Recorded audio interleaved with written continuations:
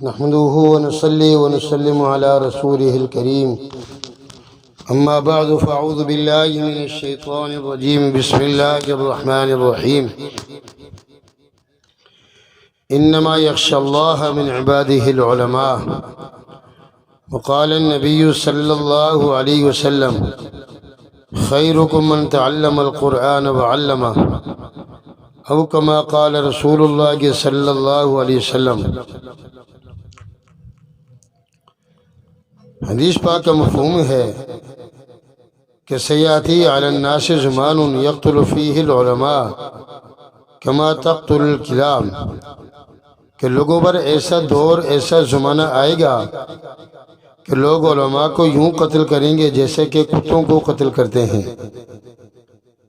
وجہ اس کی یہ ہے کہ کتے چوکیداری کا کام کرتے ہیں، بندے کی گھر بار کی ریوڑ کی رکھوالی کرتے ہیں، تو اسی طرح علماء کرام بھی لوگوں کے ایمان اور دین کی حفاظت کرتے ہیں۔ اگر علماء نہ ہوں تو لوگ بالکل جانور بن جائیں، جیسے جانوروں میں شرم و حیا نہیں ہوتا، چونکہ ان کو کوئی بتانے والا نہیں، وہ جانور ہیں، غیر مکلف ہیں۔ ایسے ہی اگر علماء نہ ہوں تو لوگ بھی جانوروں کی طرح زندگی گزاریں۔ اولئک کالانعام بل ھم اضل، بلکہ جانوروں سے وہ لوگ بدتر ہو جائیں۔ صرف علماء ہی ہیں جو ان کو سمجھانے والے، ان کو بتانے والے ہیں۔ لکھا ہے کہ ڈاکو جب بھی ڈکیتی کرتا ہے تو سب سے پہلے چوکیدار کو قتل کرتا ہے، پھر جب چوکیدار قتل ہو گیا اب ڈکیتی کرنا ڈاکو کے لیے آسان ہو جاتا ہے۔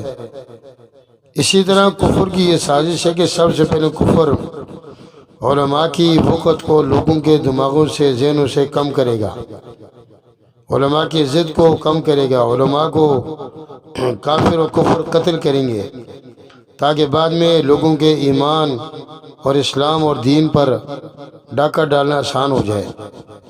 یہی وجہ ہے کہ لوگ کہتے ہیں کہ علماء کی سیاست سے کیا کام ہے، حالانکہ سیاست کرنا علماء ہی کا کام ہے۔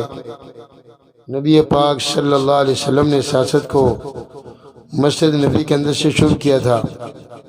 جہاں جہاں علماء نے سیاست کی ہے وہاں کے لوگوں کا دین، ایمان اور اسلام ہر اعتبار سے محفوظ ہے، اور جہاں علماء سیاست سے بے دخل ہوئے، دور ہوئے، وہاں کا دین ایمان لوگوں کا خراب ہو چکا، جیسے مصر ہے، سعودی عرب ہے، باقی کئی ممالک ہیں۔ تو اس وجہ سے علماء کا بہت بڑا مقام ہے۔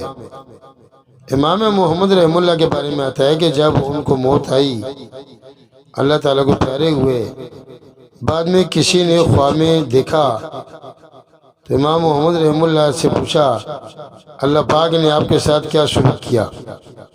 امام محمد رحمہ اللہ نے فرمایا مجھے اللہ پاک نے معاف کر دیا۔ تو پوچھا وہ کیسے؟ امام محمد رحمہ اللہ نے فرمایا کہ اللہ پاک نے مجھ سے پوچھا کہ محمد تم کیا چاہتے ہو؟ تو میں نے کہا جی رب اغفر لی، یا اللہ مجھے معاف کر دے۔ اللہ پاک نے فرمایا معاف نہ کرتا تو اپنے علم تیرے سینے میں اکٹھا نہ کرتا۔ یہی وجہ ہے حدیث پاک میں آتا ہے کہ العلماء ورثۃ الانبیاء، کہ علماء جو ہیں وہ انبیاء کے نائب ہیں، انبیاء کے جانشین ہیں۔ اور لکھا ہے کہ جس طرح 14ویں رات کے چاند کے وقت زمین والوں کو آسمان کا چاند چمکتے دمکتا ہوا نظر آتا ہے، یوں ہی مدارس جہاں پر قرآن کریم پڑھایا جاتا ہے، حدیث نبی پڑھائی جاتی ہے، یہ مدارس، وہ کمرے، وہ جگہیں آسمان والوں کے یوں ہی چمکتے ہیں جیسے آسمان کے ستارے۔ حضرت علی رضی اللہ عنہ فرماتے ہیں کہ تم علماء سے زیادہ سوال نہیں کیا کرو، اور حضرت علی رضی اللہ عنہ یہ بھی فرماتے ہیں، فرمانے ہیں کہ جو شخص مجھے قرآن کریم کی ایک آیت سکھائے میں اس کا غلام ہوں، چاہے مجھے بیچے، چاہے مجھے ساری زندگی اپنے پاس رکھ کر مجھ سے خدمت لے لے۔